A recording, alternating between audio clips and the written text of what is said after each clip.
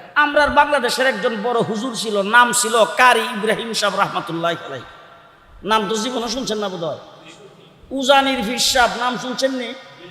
আমাদের ব্রাহ্মণবাড়িয়ার ফখরে বাঙ্গাল রহমতুল্লাহ আলাইহি শ্বশুর, ফখরে বাঙ্গালের শ্বশুর নাম শুনছেন তো? তো উনি সবসময় জিকির করতেন। উনার জিকিরের বিরাট অনেক ঘটনা আছে। উনার বাড়ির পাশে একটা বিরাট বড় আড়া ছিল, আড়া ছিলেন তো? এইখানের মধ্যে বেত কাটা আছেন, বেত কাটা ছিলেন নি? জালি বেত, জালি বেতের মধ্যে কাটা নাই তো?